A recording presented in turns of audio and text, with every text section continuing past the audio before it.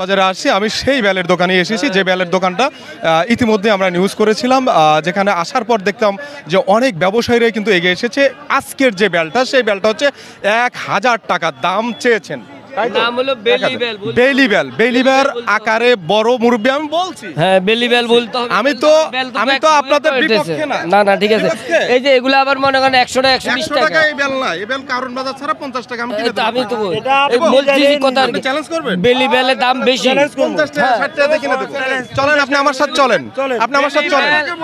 আমি 2000 কিনবো। আমি এই বেলটা নিয়ে আপনাকে নিয়ে হ্যাঁ যেখানে বেলটা নিয়ে আপনাকে নিয়ে চলে আচ্ছা অসুবিধা নাই। কালকে এনে দিয়ে দেবেন আমারে।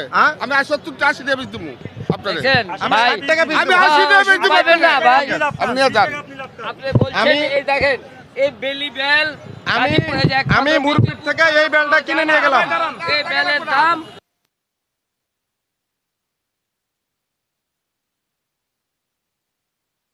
জান কত? এটা আমি 60 টাকা দিয়ে দেবো ওনাকে। আমি 1 লাখ টাকা দেব। ধরেন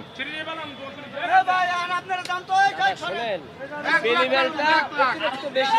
আরতদার হিসাব নিতে পারেন না, কারণ আরতদার উনি বলছে যে আরতদার কাছ থেকে তারা দাম বেশি নিচ্ছে। আরতদারের কাছে যান, আমরা তো আমরা কিনি, আমরা জানি আপনি আরতে দর্শক, আমরা এটা আমি মুরব্বির কাছে চ্যালেঞ্জ করছি 60 টাকা 70 টাকা সর্বোচ্চ এই বেল। বড় ভাই এটা কি? বড় ভাই এটা কি? না এটা ঠিক আছে, এটা ঠিক আছে।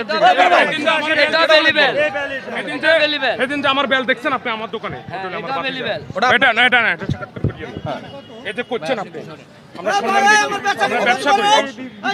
ভাই এ ভাই আস্তে ভাই লোক কথা বলি। আচ্ছা বন্ধ করে এটা 260 টাকা দিব। 400 টাকা আপনি নেবেন এটা 200 টাকা দিয়ে দেন। এই গেলেন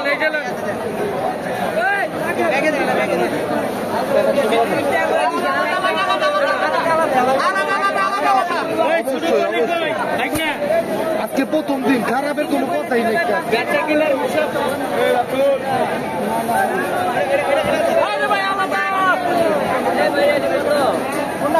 $80 টাকা পিস। দুটা কি 300 গ্রামের দাম দেবো ভাই?